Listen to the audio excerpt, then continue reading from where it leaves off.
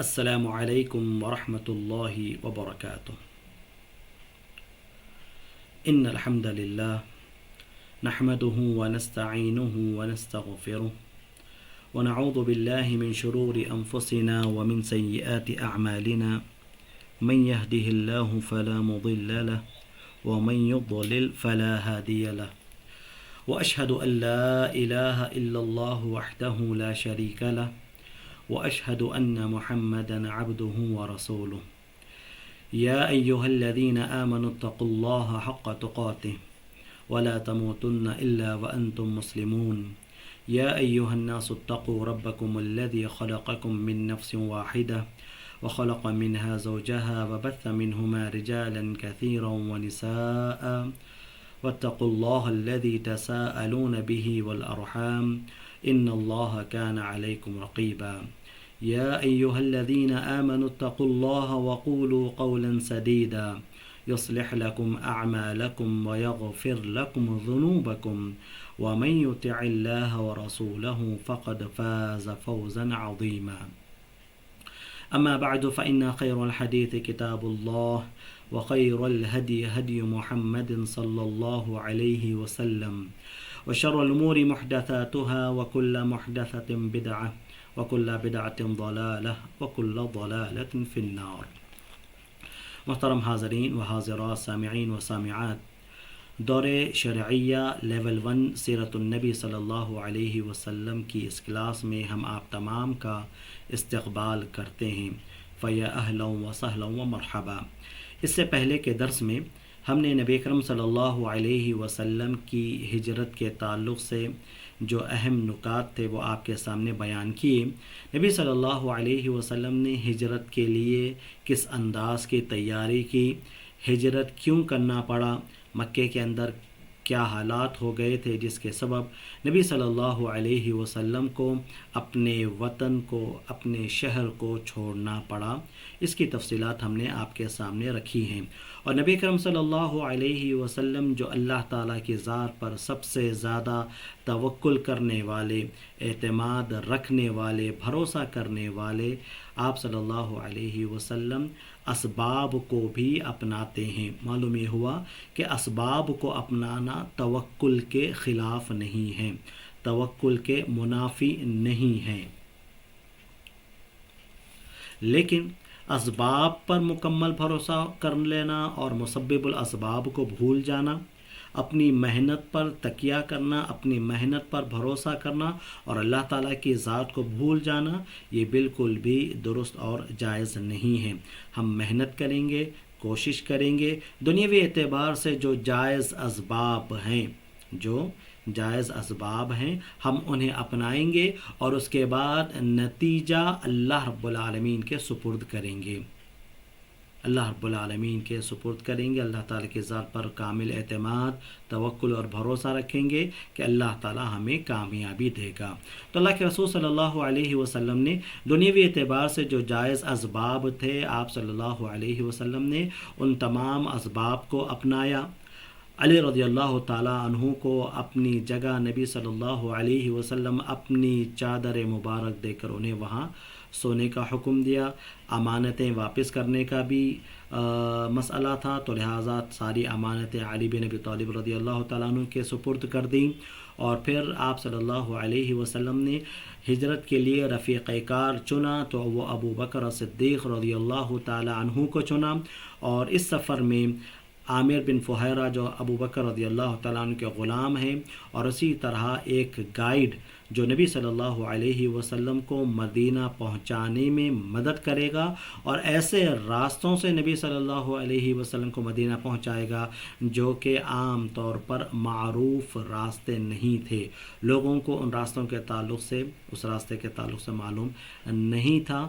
پوری مکمل رازداری کے ساتھ نبی صلی اللہ علیہ وسلم کو پہنچانے کی ذمہ داری عبداللہ بن ارقد یا عبداللہ بن ارقط نامی ایک گائیڈ کو نبی صلی اللہ علیہ وسلم نے دی، اور آپ صلی اللہ علیہ وسلم نے کھانے کے بھی انتظامات دیکھ لیے، اور اسی طرح مکے کے اندر کیا کچھ چل رہا ہے وہ خبریں سننے کے لیے آپ صلی اللہ علیہ وسلم نے حضرت عبداللہ کو بھی وہاں پر اپوائنٹ کر دیا. عبداللہ جو ابو بکر رضی اللہ تعالیٰ عنہ کے فرزند ہیں، بیٹے ہیں، تاکہ وہ مکے کے اندر جو بھی خبریں ہو رہی ہیں وہ نبی صلی اللہ علیہ وسلم اور ابو بکر رضی اللہ تعالیٰ عنہ کو بتائیں اور پہنچائیں.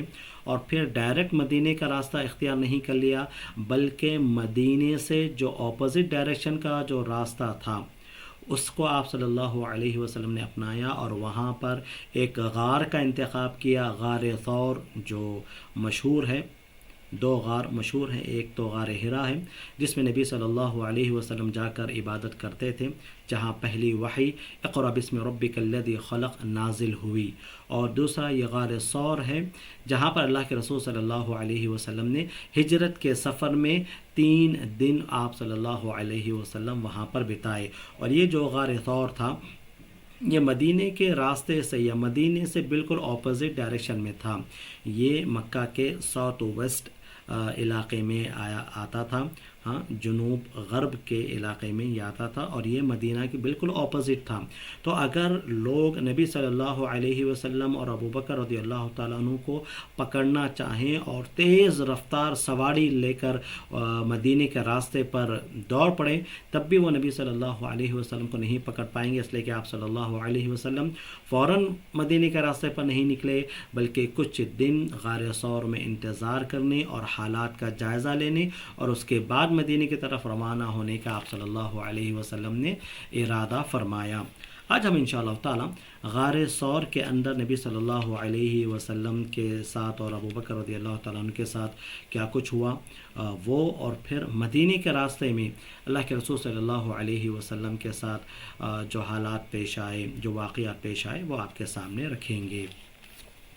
غار میں 3 راتیں نبی صلی اللہ علیہ وسلم نے غار ثور میں 3 راتیں وہاں پر بتائیں. غار کے پاس پہنچ کر پہلے ابو بکر صدیق رضی اللہ تعالی عنہ داخل ہوئے تاکہ اس میں کوئی چیز ہو تو رسول اللہ صلی اللہ علیہ وسلم کے بجائے انہیں کاٹے یا ڈسے.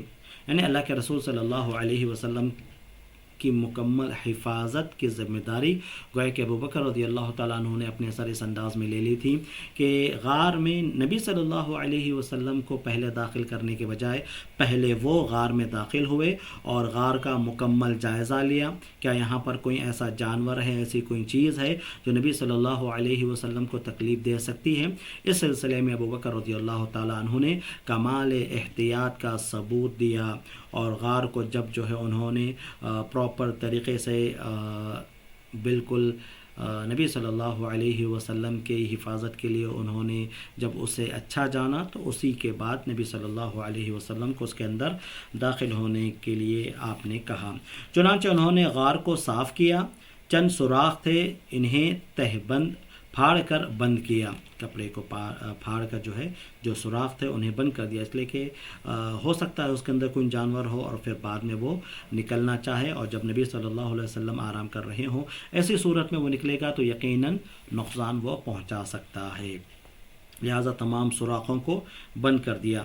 1 یا 2 سوراخ باقی رہے، ان میں آپ نے اپنا پاؤں ڈال دیا. جب اس انداز میں آپ بیٹھے کہ ان سوراخوں کو اپنے پاؤں کے ذریعے سے آپ نے بند کر دیا. پھر رسول اللہ صلی اللہ علیہ وسلم اندر تشریف لائے اور ابو بکر رضی اللہ تعالیٰ عنہ کے گود میں سو گئے. اسی دوران ابو بکر رضی اللہ تعالیٰ عنہ کے پاؤں میں کسی چیز نے ڈس لیا، مگر وہ رسول اللہ صلی اللہ علیہ وسلم کی موجودگی کی وجہ سے ہلے نہیں، لیکن ان کے آنسو رسول اللہ صلی اللہ علیہ وسلم کے چہرے پر ٹپک گئے، جس سے آپ بیدار ہو گئے اور دریافت کیا تو انہوں نے بتایا میرے ماں باپ آپ پر قربان، مجھے کسی چیز نے ڈس لیا ہے.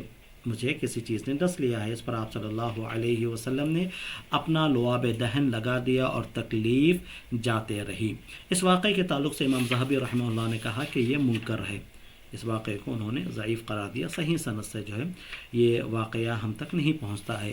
غار ثور کے تعلق سے 2-3 ایسے واقعات سیرت نگاروں نے نقل کیے ہیں، جسے محدثین کی تحقیق کے اعتبار سے ان واقعات کو ضعیف قرار دیا ہے۔ ایک تو یہ واقعہ ہے کہ کسی مودی جانور نے ابو بکر رضی اللہ تعالیٰ عنہ کو ڈس لیا تھا، ابو بکر رضی اللہ تعالیٰ عنہ نے نبی صلی اللہ علیہ وسلم کو نہیں جگایا، اور لیکن شدت تکلیف کی وجہ سے درد کی وجہ سے اس زہر کا اثر جو ہو رہا تھا اس کی وجہ سے ابو بکر رضی اللہ تعالیٰ عنہ کے آنکھوں سے آنسو جاری ہو گئے، جو نبی صلی اللہ علیہ وسلم کے چہرے مبارک پر جو ہے گرے، جس کی وجہ سے آپ صلی اللہ علیہ وسلم اٹھ گئے، اور پھر بعد میں آپ صلی اللہ علیہ وسلم نے اپنا لعاب، اپنا تھوک اس زخم پہ لگایا، جس سے آپ کا زخم جو ہے بھر گیا، آپ کی تکلیف چلے گئی، ختم ہو گئی۔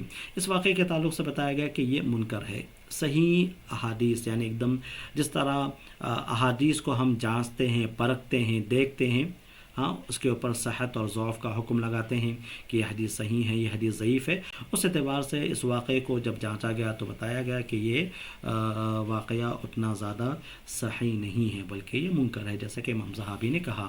اسی طرح ایک واقعہ بتایا جاتا ہے کہ نبی صلی اللہ علیہ وسلم کو حضرت ابوبکر صدیق رضی اللہ تعالیٰ عنہ نے اپنے کاندھے پر بٹھا کر غار ثور کی چڑھائی چڑھی، جو کہ بالکل پہاڑ کی بلندیوں پر ہے، تو نبی صلی اللہ علیہ وسلم کو اپنے اوپر چڑھا کر انہوں نے جو ہے اس غار تک پہنچے تھے۔ یہ روایتیں بھی جو ہے ضعیف ہیں، صحیح سند سے یہ ثابت نہیں ہیں۔ اسی طرح ایک واقعہ کہ اللہ تعالیٰ نے جو انتظامات فرمائے غار ثور پر کسی کی نظر نہ پڑے، اس کے لیے اللہ تعالیٰ نے کچھ انتظامات فرما دیے تھے، جیسے وہاں پر مکڑی کے جالے تھے، اسی طرح وہاں پر جو ہے ایک کبوتر کا گھونسلہ وہاں پر پایا جاتا تھا، اور جس کے اندر جو ہے باقاعدہ طور پر اس کے انڈے بھی گویا کہ موجود تھے۔ تو مکڑی کا جال، یہ کبوتر نے وہاں پر جو انڈے دیے تھے، اور اسی طرح اللہ تعالیٰ نے حضرت ابوبکر اور نبی صلی اللہ علیہ وسلم کے لیے جنت کی نہروں میں سے ایک نہر کو وہاں پر، نہر کے پانی کو وہاں پر جاری فرما دیا تھا ان لوگوں کے لیے تاکہ وہ اس سے پی سکیں۔ تو یہ جو واقعات ہیں، ٹھیک ہے، وہ مکڑی کے جال بنانے والا واقعہ ہو، یا اسی طرح کبوتر کے وہاں پر انڈے دینے والا جو واقعہ ہو، اور اس کے طرف سے بتایا جاتا ہے کہ اس کبوتر نے جو نبی صلی اللہ علیہ وسلم اور ابوبکر رضی اللہ تعالیٰ کی حفاظت کے اندر جو ہے اس نے اپنا ایک کردار نبھایا تھا، لہٰذا اس کی جو نسل چلی، اس کبوتر سے جو نسل چلی، حرم کے اندر جو کبوتر پائے جاتے ہیں وہ وہی اسی کی نسل سے ہیں۔ اس طرح کی روایات جو ہے بتائی جاتی ہیں، اور جنت کی نہر کے تعلق سے تو یہ تمام واقعات ضعیف سندوں سے مروی ہیں، جو کہ صحیح معنوں میں ثابت نہیں ہیں۔ غار میں دونوں حضرات 3 رات چھپے رہے۔ اس دوران حضرت ابوبکر رضی اللہ تعالیٰ عنہ کے صاحبزادے عبداللہ، بیٹے ابو بکر رضی اللہ تعالیٰ عنہ کے، عبداللہ بھی یہیں رات گزارتے تھے۔ وہ گہری سوجھ بوجھ کے مالک تھے، سخن فہم نوجوان تھے۔ وہاں سے سویرے نکل کر اس طرح قریش کے درمیان صبح کرتے گویا مکہ ہی میں رات گزاری، پھر وہ قریش کی تدبیریں اور خبریں سنتے، اور جب تاریکی گہری ہو جاتی تو ان خبروں کو لے کر غار ثور پہنچ جاتے۔ الحمدللہ، یعنی حضرت عبداللہ رضی اللہ تعالیٰ عنہ دن بھر مکہ کے اندر وہ رہتے، اور پھر رات میں وہ غار ثور پہنچتے، اور پھر جو ہے دن بھر کی جو خبریں ہیں وہ تمام کی تمام نبی صلی اللہ علیہ وسلم اور ابوبکر کو وہاں پر وہ سناتے، اور صبح ہونے سے پہلے واپس اپنے گھر آ جاتے، اور گھر میں اس طرح صبح کرتے، لوگوں کو معلوم یہ ہوتا کہ یہ بھی ہمارے ساتھی گویا کہ یہیں بستی کے اندر انہوں نے رات گزاری، اس انداز سے لوگوں کو معلوم ہوتا۔ ادھر حضرت ابوبکر رضی اللہ تعالیٰ عنہ کے غلام عامر بن فہیرہ رضی اللہ تعالیٰ عنہ بکریاں چراتے رہتے، اور جب رات کا ایک حصہ گزر جاتا تو ان بکریوں کو لے کر ان کے پاس پہنچ جاتے۔ اس طرح دونوں حضرات آسودہ ہو کر دودھ پی لیتے۔ نبی صلی اللہ علیہ وسلم اور ابوبکر رضی اللہ تعالیٰ عنہ ان بکریوں کا دودھ پی لیتے۔ پھر صبح تڑکے ہی عامر بن فہیرہ بکریاں ہانک کر لے جاتے، اور انہیں عبداللہ بن ابی بکر کے نشانات قدم پر لے جاتے تاکہ وہ نشانات مٹ جائے۔ ابوبکر رضی اللہ تعالیٰ عنہ کے بیٹے جو آئے تھے تو قدموں کے نشانات مٹی کے اندر جو ہے معلوم ہو جاتے ہیں، اور عرب قوم جو اس معنی میں اتنی ذہین تھی، فطین تھی کہ وہ اونٹوں کے قدموں کے نشانات کو دیکھ کر یہ جان لیتے تھے کہ یہ کس قسم کے اونٹ تھے، کس قبیلے کے یہ اونٹ تھے. اور اسی طرح آدمیوں کے نشانات بھی جب ریت میں پڑتے ہیں تو اس انداز سے اندازہ لگ جاتا کہ یہاں پر کون آیا تھا، کیا ہے، کون سا وہ شخص تھا، کیا وہ نوجوان تھا یا بوڑھا تھا، یا کتنا کس انداز کا جو ہے اس کا ویٹ تھا وغیرہ، وہ ساری چیزیں اندازہ لگا لی جاتے. تو لہٰذا ان کے نشانات کو، ابو بکر رضی اللہ تعالیٰ کے بیٹے عبداللہ کے نشانات، پاؤں کے نشانات کو مٹانے کے لیے عامر بن فہیرہ بکریاں اسی جگہ پر گویا کہ لے چلتے جہاں پر ان کے قدموں کے نشانات تھے. اس سلسلے میں جو بہت ساری تفصیلات جو آئی ہیں اس واقعے کے تعلق سے، اس سلسلے میں علماء جو ہے تھوڑا سا ان احادیث پر کلام کرتے ہیں. باقی رہے قریش تو ان کے جوان رسول اللہ صلی اللہ علیہ وسلم کے اٹھنے کے انتظار میں گھر گھیر کر بیٹھے رہے یہاں تک کہ صبح ہو گئی. اور جب صبح ہوئی اور حضرت علی کے بستر سے اٹھے تو ان کے ہاتھ کے طوطے اڑ گئے. انہوں نے حضرت علی سے آپ کے بارے میں پوچھا. حضرت علی نے کہا مجھے علم نہیں. اس پر انہوں نے حضرت علی کو مارا اور گھسیٹ کر خانہ کعبہ تک لے گئے. کچھ دیر قید بھی رکھا لیکن بے فائدہ. اس کے بعد وہ ابو بکر رضی اللہ عنہ کے گھر آئے اور ان کے صاحبزادی حضرت اسماء سے ان کے بارے میں دریافت کیا. حضرت اسماء نے کہا مجھے معلوم نہیں. اس پر خبیث ابو جہل نے ایسا چانٹا مارا کہ ان کی کان کی بالی گر گئی. پھر انہوں نے ہر جانب تلاش شروع کر دی اور اعلان کیا کہ جو کوئی ان دونوں کو زندہ یا مردہ حاضر کرے گا اسے ہر ایک کے بدلے 100 اونٹ انعام دیے جائیں گے. تلاش کرنے والے غار کے دہانے تک جا پہنچے، اس قدر قریب کہ اگر کوئی شخص سر نیچے کرتا اور اپنا پاؤں دیکھتا تو انہیں بھی دیکھ لیتا. اس صورتحال سے رسول اللہ صلی اللہ علیہ وسلم کے بارے میں حضرت ابو بکر رضی اللہ تعالیٰ عنہ کو سخت غم ہوا. آپ صلی اللہ علیہ وسلم نے فرمایا ابو بکر ایسے 2 آدمیوں کے بارے میں تمہارا کیا خیال ہے جن کا تیسرا اللہ ہے؟ غم نہ کرو، یقیناً اللہ ہمارے ساتھ ہے. تو یہاں پر کفار قریش انتظار کر رہے تھے نبی صلی اللہ علیہ وسلم کو اٹھنے کا، اس لیے کہ آپ صلی اللہ علیہ وسلم کے گھر کو گھیرے ہوئے تھے نوجوان، 11 نوجوان گھیرے ہوئے تھے، تلواروں کو جو ہے نکالے ہوئے کہ نبی صلی اللہ علیہ وسلم تہجد کے لیے باہر آئیں گے تو فوراً ان پر حملہ کر لیں گے. یہاں پر پوری مکمل صبح ہو گئی اور اب نبی صلی اللہ علیہ وسلم باہر نہیں نکلے. لہٰذا یہ لوگ گھر میں داخل ہوئے، دیکھا کہ نبی صلی اللہ علیہ وسلم کی جگہ پر وہاں پر حضرت علی رضی اللہ تعالیٰ عنہ سو رہے تھے. علی رضی اللہ تعالیٰ عنہ سے انہوں نے پوچھا کہ کہاں ہیں نبی صلی اللہ علیہ وسلم؟ انہوں نے کہا کہ مجھے معلوم نہیں. لہٰذا انہیں مارا پیٹا، گھسیٹ کر خانہ کعبہ کے پاس لایا اور وہاں پر انہیں قید کر دیا تاکہ کچھ معلومات ان سے حاصل کر سکے. لیکن چونکہ علی رضی اللہ تعالیٰ عنہ کو اس کے تعلق سے کچھ بھی معلوم نہیں تھا، لہٰذا یہ لوگ اس سلسلے میں کامیاب نہیں ہوئے. فوراً ابو بکر رضی اللہ تعالیٰ عنہ کے گھر کے معلوم تھا کہ نبی صلی اللہ علیہ وسلم کے جو سب سے قریبی ساتھی ہیں وہ ابو بکر رضی اللہ تعالیٰ عنہ نے فوراً ان کے گھر گئے. وہاں پر بھی دیکھا کہ ابو بکر بھی موجود نہیں. سمجھ گئے کہ یہ دونوں نکل کھڑے ہوئے ہیں اور پھر حضرت اسماء سے پوچھا. انہوں نے کہا کہ جواب دیا معلوم نہیں. حضرت اسماء کو بھی جو ہے ابو جہل نے ایک تھپڑ مارا جس کی وجہ سے جو ہے ان کی کان کی بالی جو ہے ٹوٹ گئی تھی. اور پھر اس کے بعد اعلان کر دیا گیا کہ جو کوئی نبی صلی اللہ علیہ وسلم کو پکڑ کر لائے گا، ابو بکر رضی اللہ تعالیٰ کو پکڑ کر لائے گا، چاہے وہ زندہ ہو یا مردہ، اسے ہر ایک کے بدلے 100 اونٹ دیے جائیں گے. لوگ جو ہے مختلف جہاد پر جو ہے دوڑنے شروع کر دیے. کچھ لوگ مدینے کے راستے پر جو ہے دوڑنا شروع کر دیے، وہاں پر جو ہے تلاش کرنا شروع کر دیے. کوئی اور تلاش کر رہا ہے، کوئی مکہ کے اندر تلاش کر رہا ہے، کوئی جو ہے مختلف جگہوں پر جو ہے تلاش کر رہا ہے، کوئی غار ثور کے قریب آ چکے. کچھ لوگ ایسے تھے جو غار ثور کی طرف آ گئے اور یہاں پر جو ہے نبی صلی اللہ علیہ وسلم اور ابو بکر رضی اللہ تعالیٰ کو تلاش کرنے لگے اور غار کے اتنا قریب آ گئے، پہاڑ پر چڑھ گئے. ہاں، جبل ثور پہاڑ پر چڑھ گئے اور جو غار تھا پہاڑ کے اندر وہاں تک بھی وہ پہنچ گئے اور اتنا قریب پہنچ گئے کہ اگر وہ بالکل پہاڑ پر چڑھ گئے تھے اور یہ غار جو ہے تھوڑا پہاڑ سے نیچے کے اس میں جو ہے موجود تھا، اگر وہ اپنے پیروں کو دیکھ لیتے تو غار کے اندر کوئی ہے انہیں پتہ چل جاتا. اور یہ ایسی سچویشن تھی کہ ابو بکر رضی اللہ تعالیٰ عنہ کا صبر جواب دے گیا. وہ بہت پریشان تھے اور انہیں بہت زیادہ غم لاحق تھا، اپنے لیے نہیں، نبی صلی اللہ علیہ وسلم کے لیے.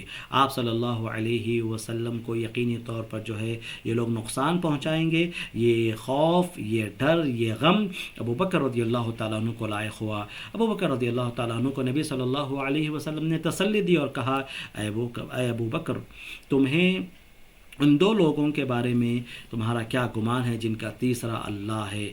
غم نہ کرو، بے شک اللہ تعالی ہمارے ساتھ ہے. جیسا کہ حدیث کے اندر آتا ہے، صحیح بخاری حدیث نمبر 4663، صحیح مسلم حدیث نمبر 32381. اللہ کے رسول صلی اللہ علیہ وسلم سے ابو بکر نے کہا، لولا ان احدهم رفع قدمه رآنا قال ما ظنك باثنين الله ثالثهما. اے نبی صلی اللہ علیہ وسلم، ہم ایسے سچویشن میں آ گئے ہیں کہ اگر یہ لوگ اپنے پیروں کی طرف دیکھ لیں گے تو پھر ہمیں وہ لوگ جو ہے پکڑ لیں گے، ہمیں ہم یہاں پر ہے چھپے ہوئے ہیں وہ لوگ جان لیں گے. نبی صلی اللہ علیہ وسلم نے انہیں تسلی دی. دو لوگ یعنی ابو بکر اور نبی صلی اللہ علیہ وسلم، ان دو لوگوں کے بارے میں تمہارا کیا خیال ہے جن کا تیسرا اللہ ہے؟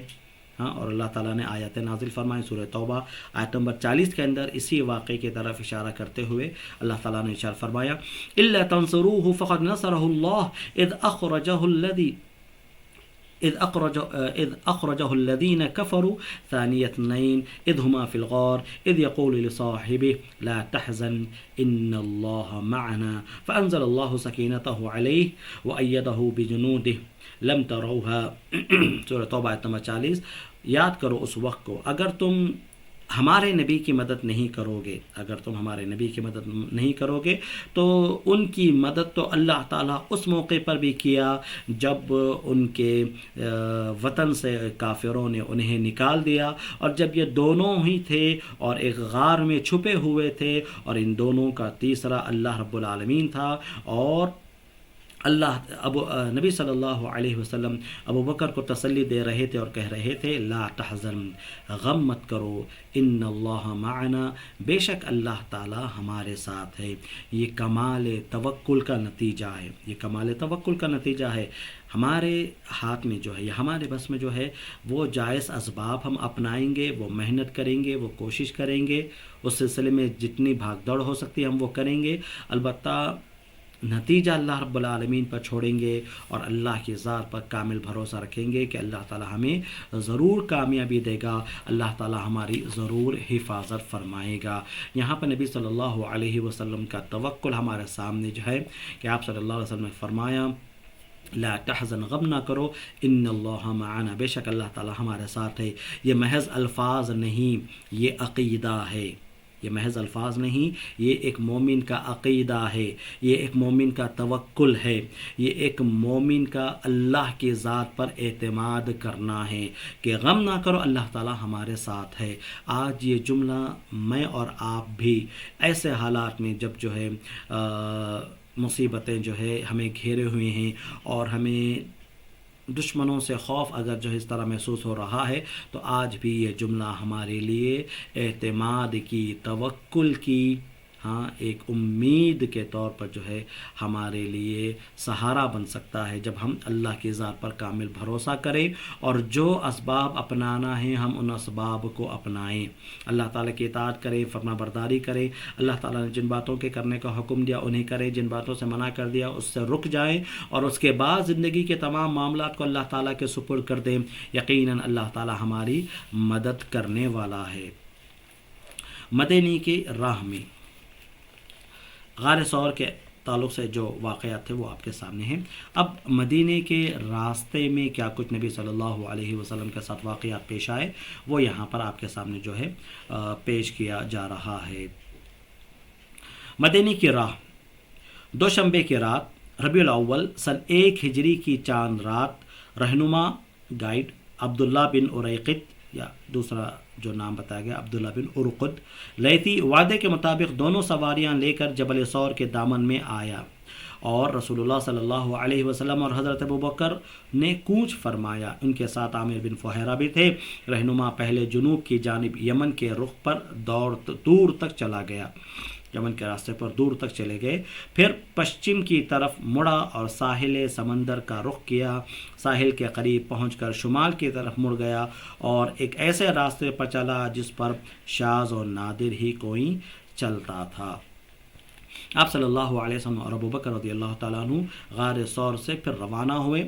جو گائیڈ مقرر کیا تھا عبداللہ بن ارقد کو، وہ آ گئے۔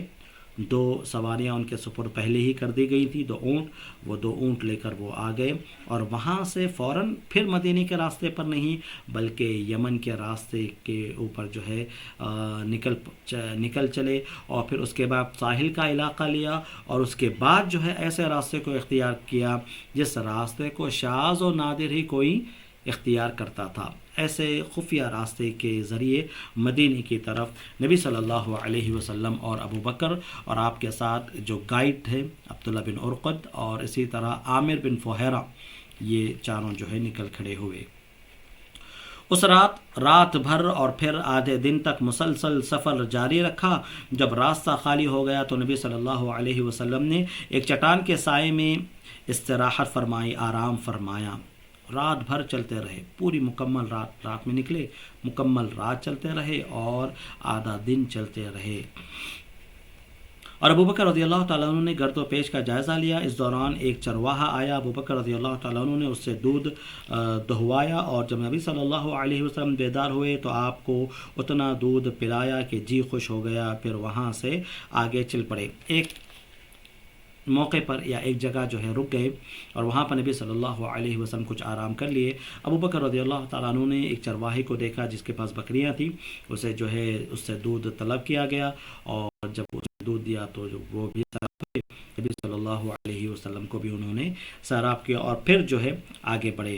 غالباً دوسرے دن ام معبد کے خیمے سے گزر ہوا۔ ام معبد یہ ایک بدوی خاتون تھی، خزاعی یا بنو خزاعہ کے قبیلے سے تعلق رکھتی تھی۔ ہجرت کے راستے میں نبی صلی اللہ علیہ وسلم اور ابوبکر رضی اللہ تعالیٰ عنہ ان کے گھر تشریف لے گئے تھے۔ ان کے گھر میں کچھ وقت کے لیے رکے تھے اور وہاں پر ایک بکری کا دودھ پیے تھے، اور وہاں پر جو معجزہ نبی صلی اللہ علیہ وسلم کا ظاہر ہوا وہ بہت ہی زیادہ معروف اور مشہور ہے۔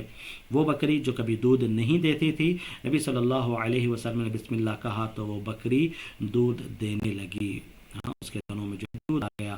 اور اسی طرح جب بعد میں ابو معبد ان کے شوہر ام معبد کے شوہر ابو معبد آئے تو پھر انہوں نے دیکھا کہ گھر میں دودھ موجود ہے، حالانکہ کوئی یہاں پر جو بکری تھی وہ دودھ دینے والی نہیں تھی۔ انہوں نے پوچھا کیا بات ہے، بتایا کہ ایک معزز شخصیت جو ہے ہمارے گھر آئی تھی اور ایسا واقعہ ہے۔ انہوں نے پوچھا کہ ان کے صفات کیا ہیں، تو ام معبد نے بہترین صفات نبی صلی اللہ علیہ وسلم کے بیان کی۔ نبی صلی اللہ علیہ وسلم کی شخصیت کیسی تھی، آپ صلی اللہ علیہ وسلم کا رنگ کیسا تھا، آپ صلی اللہ علیہ وسلم کا چہرہ کیسا تھا، آپ صلی اللہ علیہ وسلم کے بال کیسے تھے، آپ صلی اللہ علیہ وسلم کا قد کیسا تھا، یہ ساری تفصیلات ام معبد نے بڑے بہترین انداز میں جو ہے ابو معبد کو بتائے۔ اور شمائل نبی صلی اللہ علیہ وسلم میں ام معبد کے یہ اوصاف جو نبی صلی اللہ علیہ وسلم کے انہوں نے جو بیان کیے ہیں وہ بہت ہی زیادہ معروف اور مشہور ہیں۔ کس انداز میں انہوں نے نبی صلی اللہ علیہ وسلم کے اوصاف کو بتایا وہ واقعی جو ہے سبحان اللہ پڑھنے کے اسے جو ہے پڑھنا چاہیے تاکہ ہم نبی صلی اللہ علیہ وسلم کے اوصاف کیسے تھے، آپ صلی اللہ علیہ وسلم کے شمائل کیسے تھے وہ ہم جانیں۔ یہاں پر اس حدیث کی تفصیل تو یہاں پر بیان نہیں کی گئی وہ کیا اوصاف تھے، انشاءاللہ ہم دیکھیں گے اگر موقع ملتا ہے تو اس حدیث کو جو اوصاف نبی صلی اللہ علیہ وسلم کے ام معبد نے بتائے ہیں وہ آپ کے سامنے رکھیں۔ غالباً دوسرے دن ام معبد کے خیمے سے گزر ہوا۔ یہ قدید کے اطراف میں مشلل کے پاس ہوا کرتی تھیں۔ مشلل مکہ سے 130 کلومیٹر دور ہے۔ آپ نے پوچھا کہ اس کے پاس کچھ ہے، ام معبد سے پوچھا گیا کیا آپ کے پاس کچھ ہے کھانے پینے کے لیے؟ اس نے میزبانی سے معذرت کی اور بتلایا کہ بکریاں دور دراز گئی ہوئی ہیں۔ ادھر خیمے کے ایک گوشے میں ایک بکری تھی جو کمزوری نے ریوڑ سے پیچھے چھوڑ رکھا تھا۔ ساری بکریاں جو ہماری تھی وہ تو جو ہے چرنے گئی ہوئی ہیں، گھر میں کوئی بکری نہیں ہے، گھر کے کونے میں ایک بکری ہے، اتنی زیادہ کمزور ہے، اتنی زیادہ لاغر ہے کہ وہ چرنے کے لیے ریوڑ کے ساتھ نہیں جا سکی، اور اس میں دودھ کا ایک قطرہ بھی نہ تھا۔ رسول اللہ صلی اللہ علیہ وسلم نے اجازت لی کہ اسے دھویا جائے، اس کا دودھ نکالا جائے، تو اس نے اس قدر دودھ دیا کہ ایک بڑا سا برتن بھر گیا جسے پوری ایک جماعت بمشکل اٹھا سکتی تھی۔ جب نبی صلی اللہ علیہ وسلم نے اس بکری سے دودھ نکالنے کے لیے اجازت طلب کی، معبد حیران ہو گئی، پریشان ہو گئی کہ یہ بکری دودھ دینے والی نہیں ہے، اس میں کوئی دودھ نہیں ہے، ایک قطرہ دودھ یہاں پر موجود نہیں ہے، تعجب کر رہی تھی۔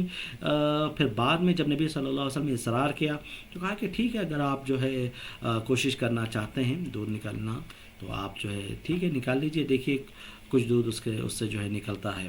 لیکن جب نبی صلی اللہ علیہ وسلم اللہ کا نام لیا اور جو ہے اس کے تھنوں کو چھوا تو سبحان اللہ، وہاں پر جو ہے ایک معنوں میں اتنی زیادہ مقدار میں دودھ جو ہے وہاں اس بکری سے نکلا کہ اتنے بڑے برتن میں دودھ جمع ہو گیا کہ اسے اٹھانا گویا کہ مشکل ہو گیا تھا۔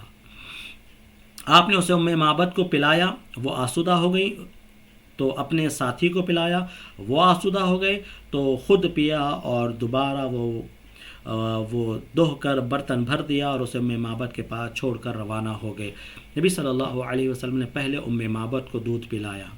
سبحان اللہ، کیا حیرانگی ہوگی ان کی کہ وہ بکری جو کبھی دودھ نہیں دیتی تھی، اتنی مقدار میں دودھ جو ہے یہاں پر جو ہے اس نے دیا کہ سبحان اللہ، سارے لوگوں کے لیے وہ بس ہو گیا۔ پہلے معبد پی، معبد نے پیا، اس کے بعد ابو بکر رضی اللہ تعالیٰ عنہ نے پیا، اس کے بعد جو نبی صلی اللہ علیہ وسلم کے ساتھ تھے وہ پیے، اور آخر میں نبی صلی اللہ علیہ وسلم نے پیا۔ اس لیے کہا جیسا کہ احادیث کے اندر بھی آیا ہے کہ ساقی القوم آخرہم شربن، جو کسی قوم کو پلانے والا ہوتا ہے وہ سب سے آخر میں پیتا ہے، لاسٹ میں جو ہے وہ پیتا ہے۔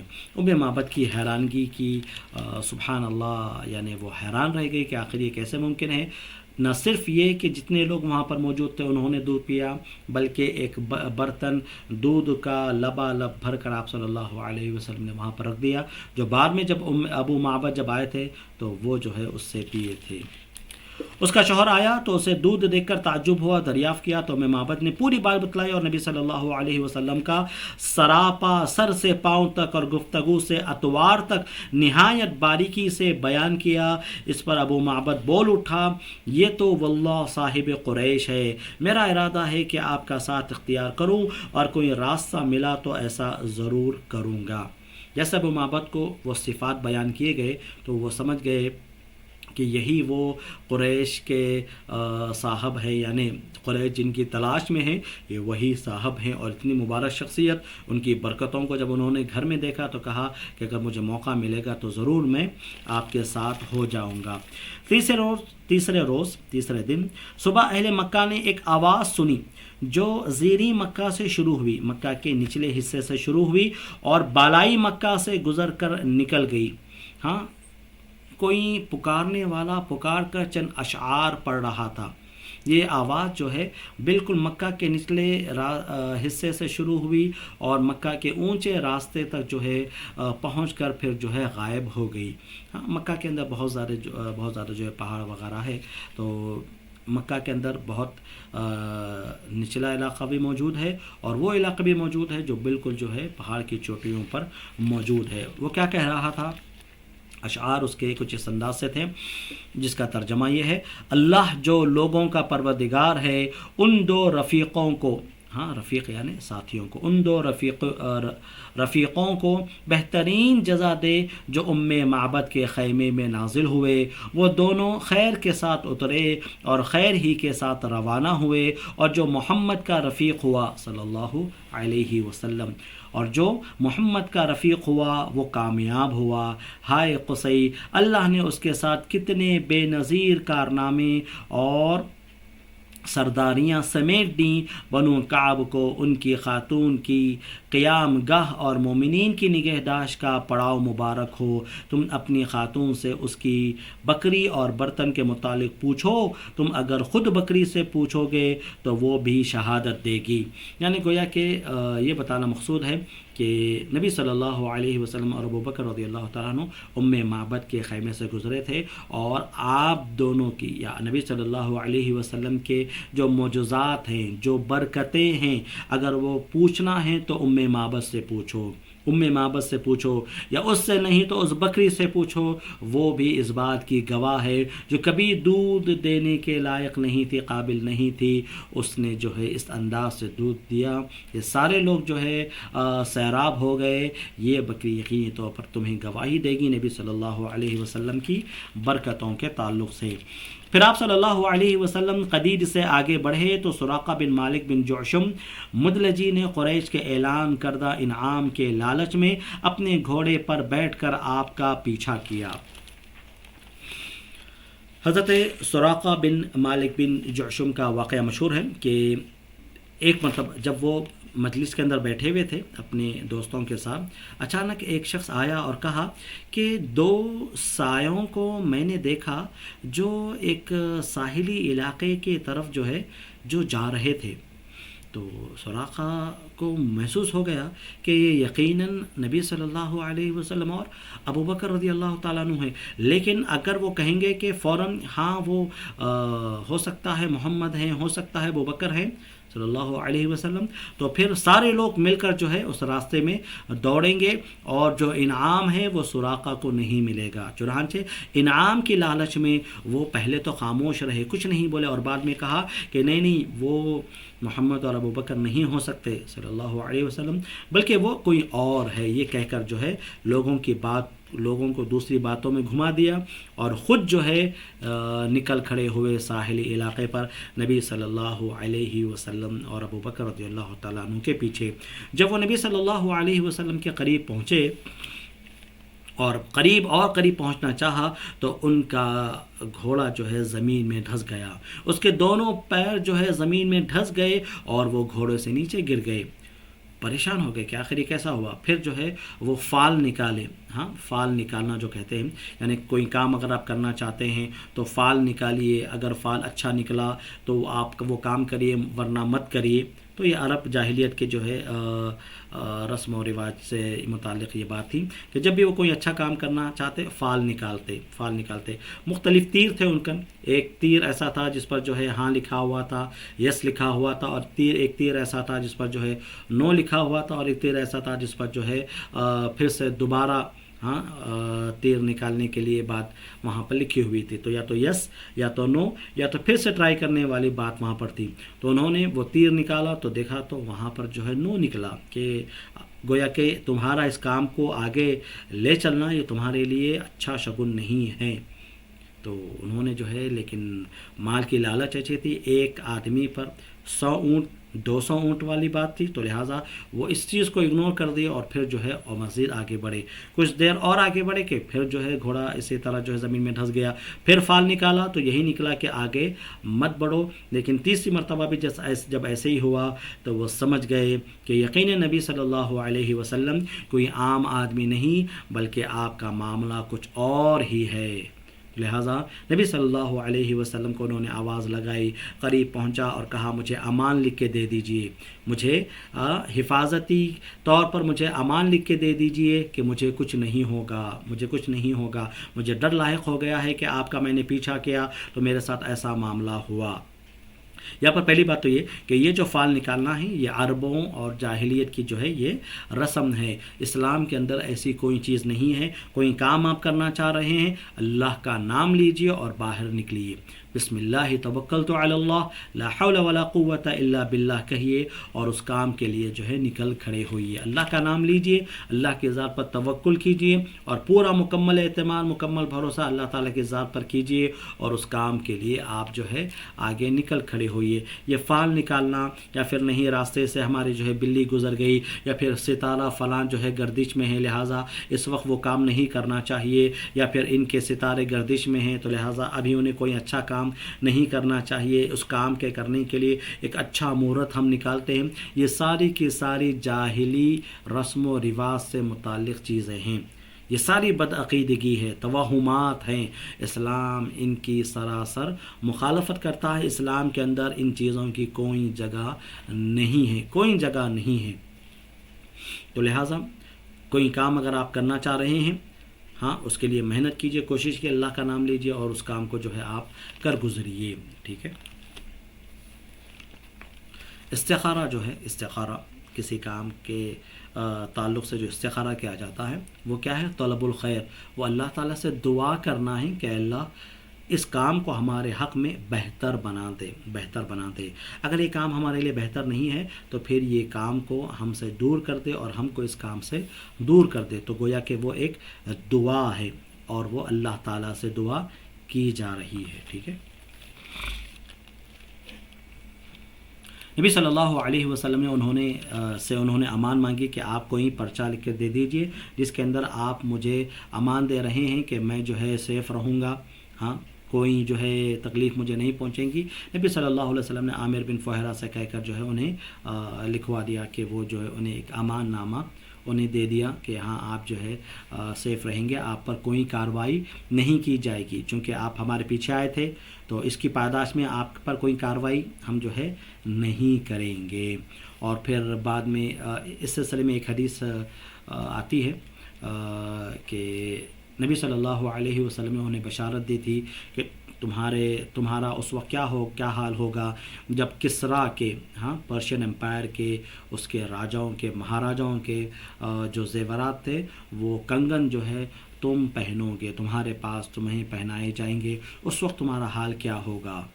ہاں یہ اس کے تعلق سے جو روایت آتی ہے کہ بعد میں پھر عمر رضی اللہ تعالیٰ عنہ کے زمانے میں جب جو ہے کسریٰ فتح ہوا تو ان کنگنوں کو عمر رضی اللہ تعالیٰ عنہ نے حضرت سراقہ کو پہنایا تھا، وہ روایت ضعیف ہے، وہ روایت جو ہے ضعیف ہے۔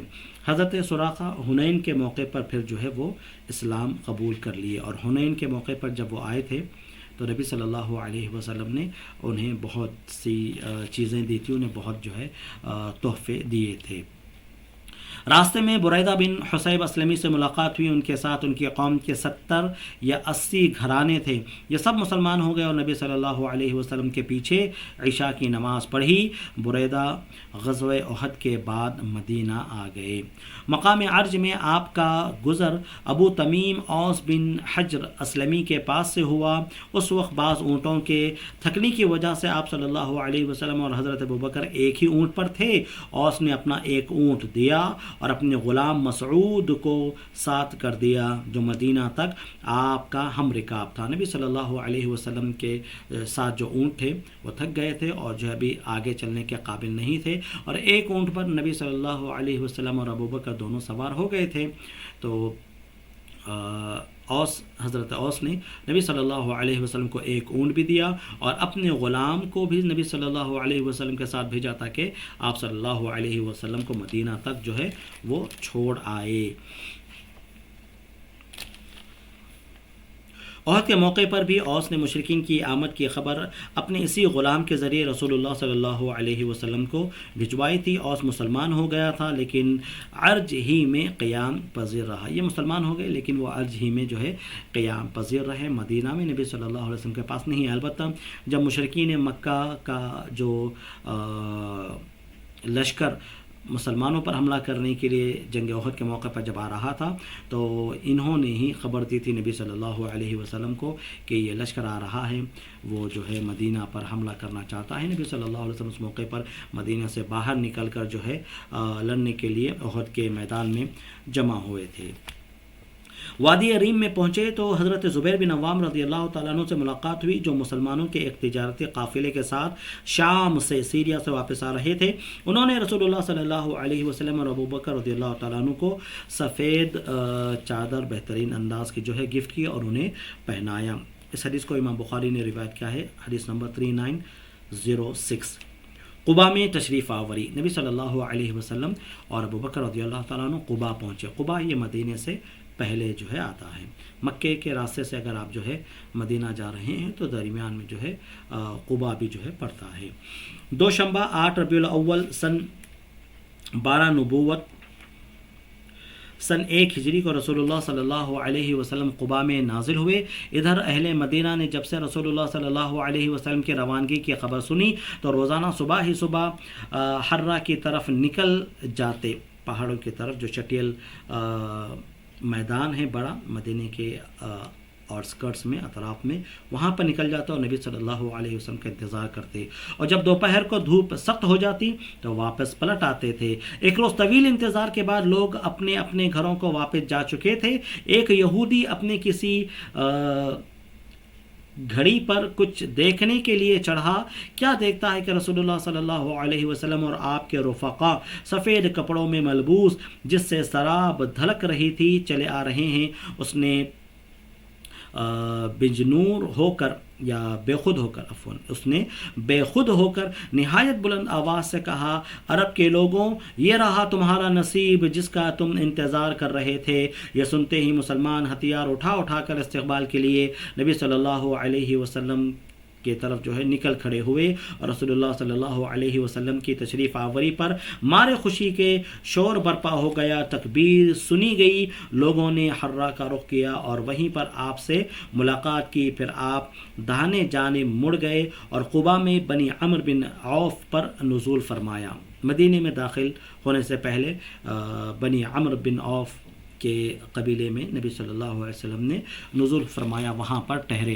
قباء میں نزول فرمانے کے بعد آپ خاموش بیٹھ گئے۔ اب انصار کا جو آدمی آتا جس نے رسول اللہ صلی اللہ علیہ وسلم کو دیکھا نہ تھا، وہ ابوبکر رضی اللہ تعالیٰ عنہ ہی کو رسول سمجھنے لگا۔ ابوبکر رضی اللہ تعالیٰ عنہ کے چند بال تھوڑا سفیدی بالوں میں زیادہ آ گئی تھی، تو لوگ سمجھ رہے تھے کہ رسول اللہ صلی اللہ علیہ وسلم یہی ہے۔ لیکن جب تھوڑا سا دھوپ پڑ رہی تھی تو ابوبکر رضی اللہ تعالیٰ عنہ اٹھے اور چادر تان کر نبی صلی اللہ علیہ وسلم کے لیے سایہ دیتے ہوئے جب کھڑے ہو گئے، تب لوگوں کو معلوم ہوا کہ ابوبکر نہیں بلکہ نبی صلی اللہ علیہ وسلم یہ ہیں۔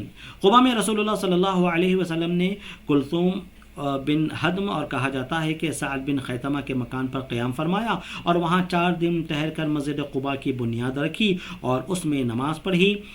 5ویں دن جو جمعہ کا دن تھا، اللہ کے حکم سے سوار ہوئے۔ ابوبکر رضی اللہ تعالیٰ عنہ آپ کے ردیف تھے، آپ کے سواری کے پیچھے سوار تھے۔ آپ نے اپنے ننھیال بنو نجار کے پاس پیغام بھجوایا۔ وہ لوگ تلواریں حمائل کیے ہوئے، تلواریں اٹھائے ہوئے، اس کے بعد ان کی معیت میں آپ نے مدینہ کی جانب کوچ کیا۔ بنو سالم بن عوف کی بستی میں پہنچے تو جمعہ کا وقت ہو گیا۔ آپ نے وہیں بطن وادی میں جمعہ کی نماز پڑھائی۔ 100 آدمی شریک تھے وہاں پر۔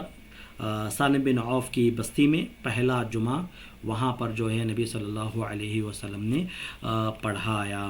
اور یہ جو بات بتائی جا رہی ہے کہ لوگ تلواریں حمائل کیے ہوئے حاضر ہوئے، تو یہ ایک معنوں میں عرب کا کلچر تھا کہ جب وہ کسی کو استقبال کرتے، کسی کو ویلکم کرتے، تو گویا کہ سارے لوگ تلواروں کے ساتھ گویا کہ اس معزز ہستی کا گویا کہ استقبال کرتے۔ یہ ان کا ایک معنوں میں استقبال کرنے کا انداز تھا، ایک پروٹوکول تھا کہ ایک اہم آدمی جب آپ کے ملک میں آ رہا ہے، آپ کی بستی میں آ رہا ہے، تو اس کا استقبال اس انداز سے ہونا چاہیے کہ لوگ سارے کے سارے اپنی تلواروں کو ہاتھ میں لیے ہوئے کھڑے ہوتے اور پھر وہ لوگ یا تو تکبیر بلند کرتے اور اس طرح نبی صلی اللہ علیہ وسلم کا وہ استقبال کرتے۔ مدینے میں داخلہ۔ جمعے کے بعد مدینے کا رخ کیا۔ اس وقت لوگ استقبال کے لیے امنڈ پڑے تھے۔ گھر اور گلی کے کوچے حمد و تسبیح سے گونج رہے تھے۔ عورتیں اور بچیاں نکل کر کہہ رہی تھیں، طلع البدر علینا من ثنیات الوداع وجب الشکر علینا ما دعا للہ داعی ایھا المبعوث فینا جئت بالامر المطاع۔ ہم پر مدینہ کے اطراف سے 14ویں کا چاند طلوع ہوا، اور جب تک اللہ کو پکارنے والا پکارے ہم پر شکر واجب ہے۔ اے ہم میں بھیجے گئے نبی صلی اللہ علیہ وسلم، آپ واجب الاطاعت ہیں، دین لے کر آئے ہیں۔ طلع البدر علینا مشہور یہ نظم ہے جس کے طرف سے بتایا جاتا ہے کہ مدینے والے جب نبی صلی اللہ علیہ وسلم مدینہ طیبہ میں انٹر ہو رہے تھے تو یہ نظم وہ پڑھ رہے تھے۔ البتہ حدیث کے انداز میں اگر اس کی تحقیق ہم بیان کریں تو یہ اس کی سند جو ہے ضعیف ہے، اس کی سند ضعیف ہے، اور یہ جو نظم جو مشہور ہے یہ ضعیف روایات سے جو ہے ثابت ہے، یہ صحیح روایات سے ثابت نہیں ہے۔ الغرض نبی صلی اللہ علیہ وسلم کا استقبال کرنے کے لیے مدینے والے بالکل مدینہ سے باہر آ کر انتظار کر رہے تھے تاکہ نبی صلی اللہ علیہ وسلم کا وہ استقبال کریں، اور نبی صلی اللہ علیہ وسلم جہاں سے گزر رہے تھے سارے لوگ وہاں پر موجود تھے اور جو ہے تکبیرات پڑھ رہے تھے، تکبیرات بلند کر رہے تھے، نبی صلی اللہ علیہ وسلم کو وہ سلام کہہ رہے تھے، سلام کر رہے تھے، اور عورتیں بچے جو ہے گھروں پر چڑھ کر نبی صلی اللہ علیہ وسلم کے اس شاندار استقبال کو دیکھ رہے تھے، اور اس استقبال کے پیچھے نبی صلی اللہ علیہ وسلم کی وہ محنتیں ہیں، اور خاص طور سے مصعب بن عمر رضی اللہ تعالیٰ عنہ کی وہ محنتیں ہیں جو مدینہ کے لوگوں پر وہ کیا کرتے تھے، انہیں اسلام کی انہوں نے دعوت دی اور اسلام کے پیغام کو انہوں نے صحیح معنوں میں انہیں سمجھایا، اور نبی صلی اللہ علیہ وسلم نے جو بیعت لی تھی، بیعت عقبہ میں پہلے 6 آدمی آ کر اسلام قبول کیے، وہ گئے، بعد میں پھر 12 آدمی آئے، ان سے بیعت لی گئی، بعد میں پھر جو ہے 73 لوگ آئے، ان سے بیعت لی گئی۔ یہ تمام جو ہے وہ اسباب بنے کہ جب نبی صلی اللہ علیہ وسلم مدینہ تشریف لائے تو آپ صلی اللہ علیہ وسلم کا اس شاندار انداز میں استقبال کیا گیا۔ رسول اللہ صلی اللہ علیہ وسلم انصار کے جس محلے سے بھی گزرتے وہ آپ کی اونٹنی کی نکیل پکڑ لیتے اور عرض کرتے کہ تعداد و سامان اور ہتھیار و حفاظت فرش راہ ہیں۔ نبی صلی اللہ علیہ وسلم کو اونٹنی کو روکنا چاہتے اور کہتے کہ آپ ہمارے گھر تشریف لائیے، آپ ہمارے گھر تشریف لائیے، ساری چیزیں ہم جو ہے آپ کے استقبال میں جو ہے رکھے ہوئے ہیں، سارے ہر اعتبار سے آپ کا ہم استقبال کرنے کے لیے تیار ہیں، تشریف لائیں، مگر آپ فرماتے ہیں اونٹنی کی راہ چھوڑ دو، اونٹنی کے راستے کو چھوڑ دو، یہ اللہ کی طرف سے معمور ہے۔ چنانچہ اونٹنی جب اس مقام پر پہنچی جہاں آج مسجد نبوی ہے وہ بیٹھ گئی، لیکن آپ نیچے نہیں اترے یہاں تک کہ وہ اٹھ کر تھوڑی دور تک گئی، پھر مڑ کر دیکھنے کے بعد پلٹ آئی اور اپنی پہلی جگہ پر دوبارہ بیٹھ گئی۔ اس کے بعد آپ صلی اللہ علیہ وسلم نیچے تشریف لائے۔ تمام کے تمام لوگوں کی یہی خواہش تھی کہ رسول اللہ صلی اللہ علیہ وسلم ان کے گھر میں تشریف لائے، سارے لوگ جو ہے استقبال کے لیے تیار تھے، اور آپ صلی اللہ علیہ وسلم کی اونٹنی کی نکیل کو اس کی جو نکیل ہوتی ہے، اس کی جو رسی ہوتی ہے، اس کو جو ہے روک لے رہے تھے۔ آپ صلی اللہ علیہ وسلم نے کہا کہ اسے چھوڑ دو، اسے چھوڑ دو، اللہ تعالیٰ نے اس اونٹنی کو جہاں پر بیٹھنے کا حکم دیا ہے وہ وہاں جا کر بیٹھے گی اور ہم وہیں پر اتریں گے۔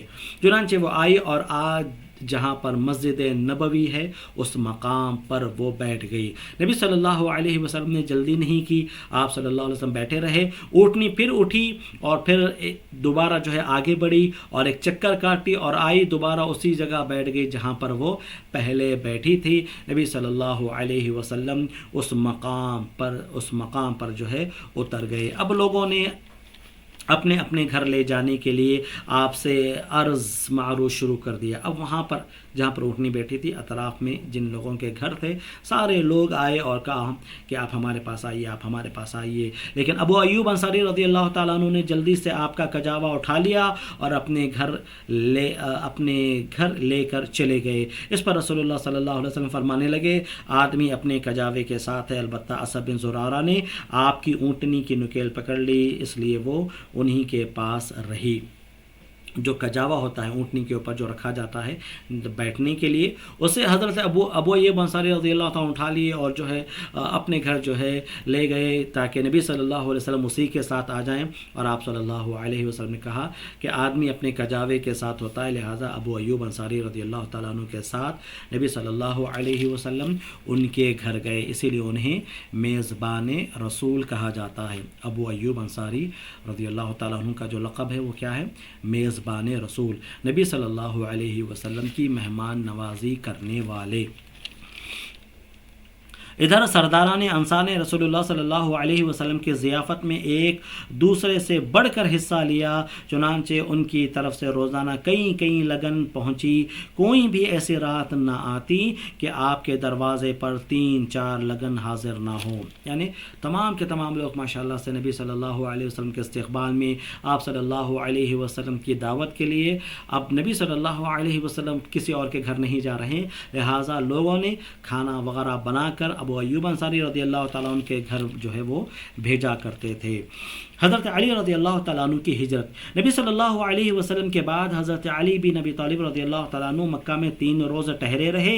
اس دوران اہل مکہ کی جو امانتیں رسول اللہ صلی اللہ علیہ وسلم کے پاس تھیں انہیں ادا کیا، پھر پیدل چل پڑے اور قباء میں رسول اللہ صلی اللہ علیہ وسلم سے آ ملے۔ ان کا قیام کلثوم بن ہدم کے مکان پر تھا۔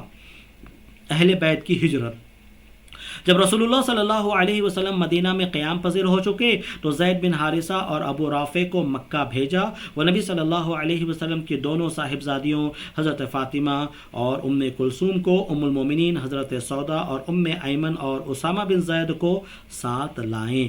ان کے ہمراہ عبداللہ بن ابی بکر بھی ابو بکر کے عیال یعنی ابو بکر کے خاندان، ام رومان یعنی ان کی اہلیہ عائشہ اور اسماء ابو بکر کی دونوں بیٹیاں نبی صلی اللہ علیہ وسلم کی اہلیہ حضرت عائشہ کو لے کر آئے رضی اللہ تعالیٰ عنہم اجمعین۔ یہ نبی صلی اللہ علیہ وسلم کی ہجرت کے 6 ماہ کے بعد کا واقعہ ہے۔ 6 ماہ کے اندر نبی صلی اللہ علیہ وسلم نے اپنے خاندان والوں کو بھی، اپنی بیٹیوں کو بھی، اور اسی طرح ابو بکر رضی اللہ تعالیٰ عنہ کے خاندان والوں کو بھی جو ہے آپ صلی اللہ علیہ وسلم نے مدینہ میں واپس جو ہے لا لیا۔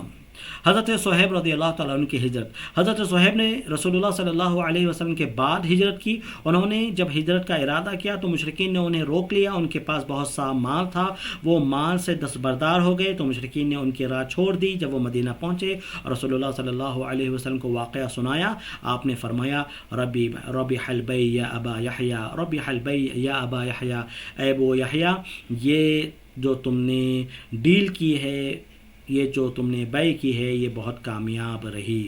حضرت صہیب رضی اللہ تعالیٰ عنہ جب نکل کر مدینہ آ رہے تھے، لوگوں نے روک لیا، کہا سارا مال مکہ میں کمایا ہے، مدینہ آپ کیسے جو ہے جا سکتے ہو؟ انہوں نے کہا ٹھیک ہے، سارا مال اگر میں تمہیں دے دوں تو کیا مجھے پھر مدینہ جو ہے جانے کی اجازت مل جائے گی؟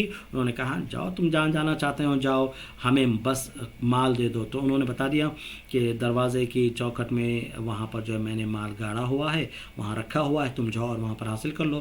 لوگ گئے وہاں پر، اس مال کو حاصل کر لیا اور وہ اسی میں خوش تھے۔ حضرت صہیب رضی اللہ تعالیٰ عنہ اپنے شہر کو چھوڑ کے، اپنی تجارت کو ساری چھوڑ کے، اپنے سارے مال کو چھوڑ کر نبی صلی اللہ علیہ وسلم کے پاس مدینہ پہنچے، اور اس حال میں پہنچے کہ سب کچھ لٹا کر آئے تھے، سب کچھ لٹا کر آئے تھے اللہ کی راہ میں، ہجرت کی راہ میں سب کچھ لٹا دیا تھا، مال کو بھی چھوڑ کر آئے، سارے رشتہ داروں کو یا جو جان پہچان کے لوگ تھے انہیں چھوڑ کر آئے، خالی ہاتھ جب وہ مدینہ پہنچے، سارا ماجرا نبی صلی اللہ علیہ وسلم کو بتایا تو کہا تم نے یہ جو ڈیل کی ہے یہ اللہ کے ساتھ تم نے تجارت کی ہے اور یہ بہترین تم نے تجارت کی ہے، اس کے اندر تمہیں نقصان نہیں ہوگا، تمہیں فائدہ ہی فائدہ ہوگا۔ کمزور مسلمان۔ مشرکین نے بعض مسلمانوں کو ہجرت سے روکے رکھا تھا، وہ انہیں ستاتے اور دین سے پھیرنے کی کوشش کرتے۔ ہر وقت اور ہر دور میں یہ اس طرح کے واقعات ہمیشہ پیش آتے، جہاں کہیں مسلمان مائنورٹیز کی شکل میں ہیں، بہت کم ہیں، اور وہاں پر غیر مسلم بہت زیادہ ہے، وہ سارے کے سارے لوگ اس بات کی کوشش کرتے کہ یہ مسلمان اپنے دین سے پھر جائیں، یہ مسلمان اپنے دین سے پھر جائیں اور جو ہے انہی کی طرح اسلام کو وہ چھوڑ دیں۔ یہ وہ ہمیشہ سے کوشش کرتے ہیں اور ہمیشہ اس طرح کی کوششیں ہوتی ہی رہیں گی۔ انہی میں ولید بن ولید، عیاش بن ابی ربیعہ اور ہشام بن عاص رضی اللہ تعالیٰ عنہم تھے۔ رسول اللہ صلی اللہ علیہ وسلم کچھ عرصے ان کے لیے نماز میں دعا فرماتے رہے اور جن کفار قریش نے انہیں روکے رکھا تھا ان پر بد دعا کرتے رہے، اور یہی قنوت کی اصل ہے۔ پھر بعض مسلمانوں نے جرأت مندانہ قدم اٹھا کر انہیں کفار کی قید سے چھڑا لیا اور یہ بھی مدینہ آ گئے۔ آپ صلی اللہ علیہ وسلم ان لوگوں کے لیے جو مستضعفین تھے مکہ کے اندر، جو کمزور مسلمان تھے، ہجرت بھی نہیں کر سک رہے تھے، ہجرت کرنا جب وہ چاہتے لوگ روک دیتے اور انہیں جو ہے قید میں ڈال دیے. ان لوگوں کے لیے نبی صلی اللہ علیہ وسلم نے باقاعدہ طور پر ان کا نام لے کر دعا کی کہ پروردگار انہیں نجات دے دے, انہیں صحیح سالم مدینہ پہنچا دے. اور اللہ تعالیٰ نے نبی صلی اللہ علیہ وسلم کی یہ دعا قبول کی, اور ان لوگوں کچھ لوگ گئے اور ان لوگوں کو جو ہے چھڑا کر پھر وہ مدینہ لے کر آئے.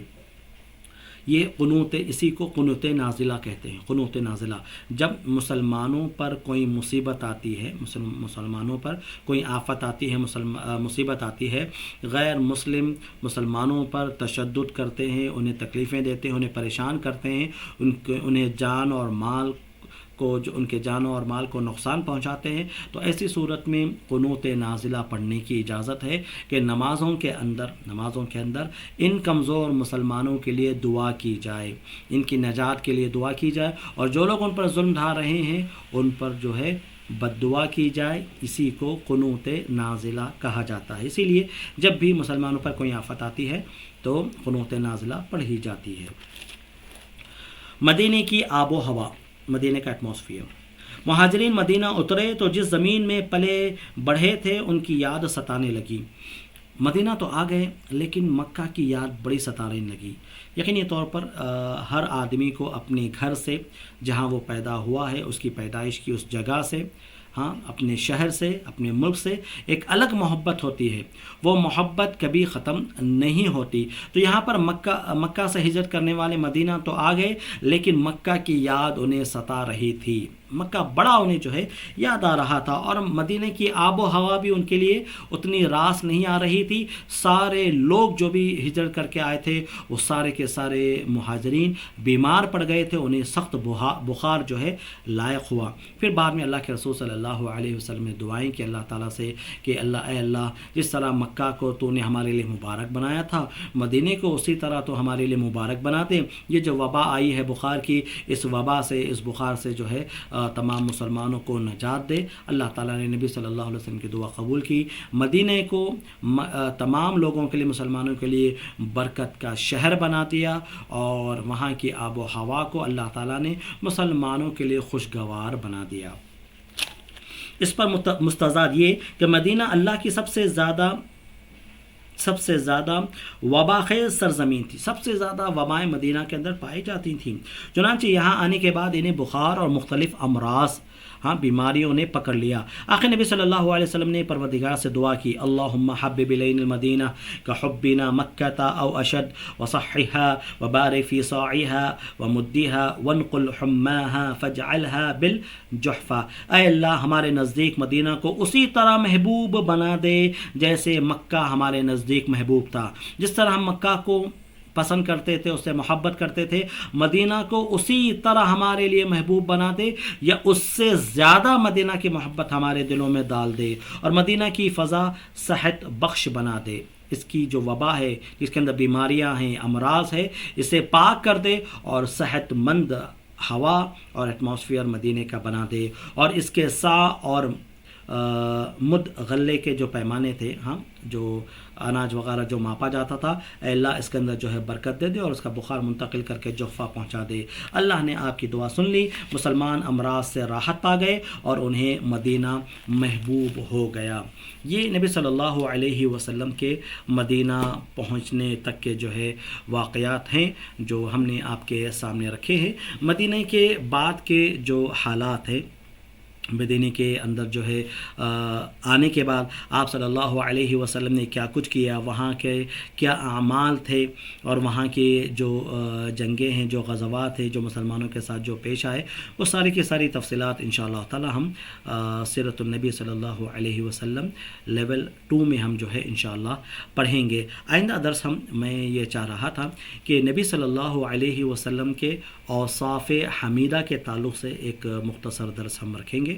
تو آئندہ جو درس ہوگا وہ معبد نے جو نبی صلی اللہ علیہ وسلم کی شمائل کو جو بیان کیا ہے، اوصاف کو جو بیان کیا ہے، اور یہ اسی طرح دیگر صحابہ کرام نے جو نبی صلی اللہ علیہ وسلم کے اوصاف کو بیان کیا ہے، اس کا ہم جو ہے انشاءاللہ تعالی خلاصہ آئندہ اپنے درس میں پیش کریں گے، اور اس کے بعد پھر ایک دوسرے سبجیکٹ کو جو ہے ہم شروع کریں گے، جو دور شرعیہ لیول 1 کے اندر جو اور دوسرے سبجیکٹس ہیں انہیں ہم جو ہے ہم پڑھیں گے انشاءاللہ تعالی۔